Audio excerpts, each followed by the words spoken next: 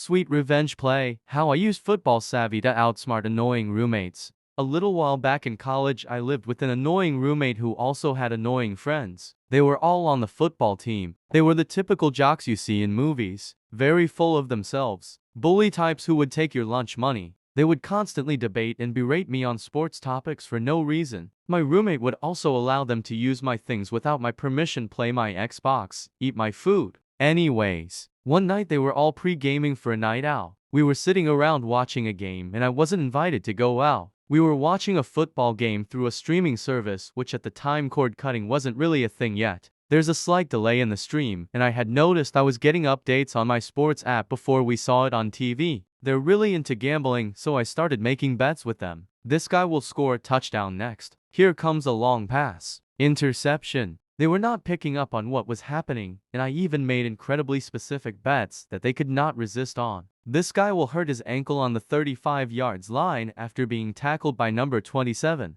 I made about $200 that night. Me and my former roommate made amends fortunately, and occasionally, we bump into each other through other mutual friends. He still references that night as me being the luckiest man alive. He still doesn't know. Long con baby.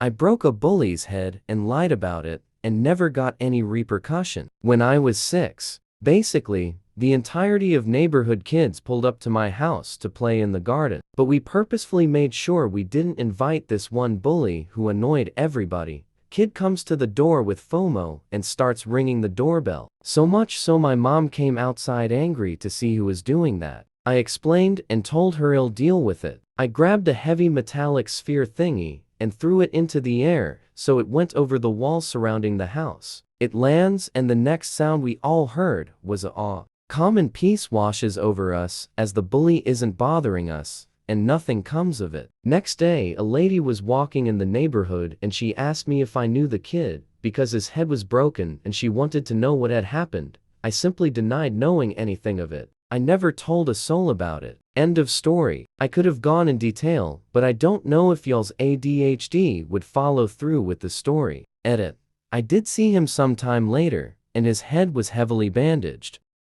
My husband was dating another woman behind my back. My husband had someone he considered a girlfriend, which was someone he was willing to hang out with and sleep with. He did this all married to me, cheating and lying. He met her and wanted to get to know her. First was a date, but eventually going to her apartment to have sex with and hang out. He was lying to her as well about being married. He then suspected his girlfriend of finding out about me, so lied to her, saying he was previously married, and he lied to me, saying he met this new girl at the mall he worked at. He fed me some truths into a bigger lie. I believed him. It wasn't until I found out about the girl and asked her to tell me her side of the story. Everything eventually got exposed to me. Now my husband and I are separated, probably going to get a divorce, but now he regrets what he did and is sorry to me. He wants to live with me again and show me he loves me and is sorry.